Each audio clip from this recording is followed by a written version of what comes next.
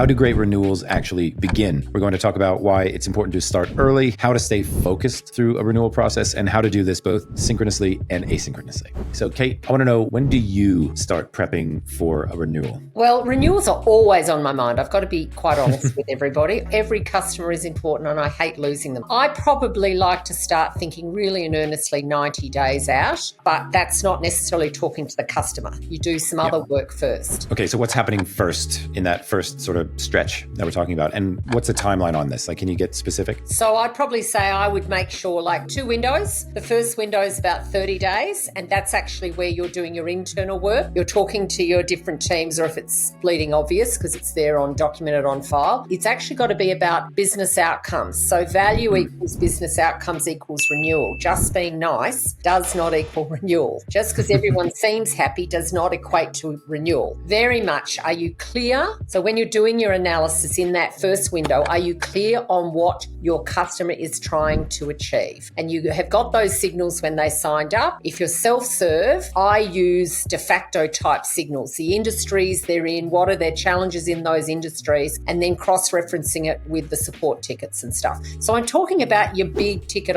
people here where you want to make sure you keep them. It's not just starting a conversation, it's understanding. And then I think something that we think about a lot too, right, is that trend line. Are they getting value? Is that increasing? Is that decreasing? How do you think about building the narrative to sort of pitch the renewal to a customer? Well, I still do some further work, which is your engagement pulse check, which is on I think let's do a different one on that. But the narrative here is you are very clear on what they're trying to achieve. You kind of get the sense, and then you actually then don't just send a proposal. You actually say, I would like to talk about this. Let's talk about it. Now, they might say, we're perfectly happy. Just send me the renewal. I don't need to talk to you. And indeed, I had a supplier recently, and I deliberately threw a shot over their bow. We were first year. So again, your length of tenure also usually factors in. And so I threw a shot over the bow and deliberately had indicated, because I'd literally met at a trade fair, a competitor. And so I'd chop. And it was quite interesting to watch the difference in approach. I had the CS and then I had the account commercial manager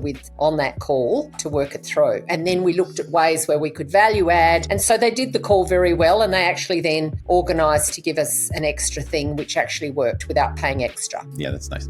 But we did have to lock in for the 2 years, which we were happy to do. It was a win-win, but I actually forced the case by actually challenging them not to just stick with the status quo. How would you say their stance was towards that conversation? Was it salesy, or was it more of acting like a guide? It was discovery. They were much more exploratory.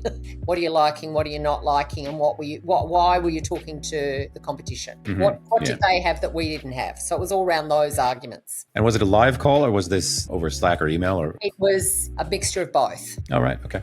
Any lessons learned from that we could share here? Like good experience, bad experience, mixing async and sync? Like what comes to mind from that experience that we could perhaps put into a coil, for example?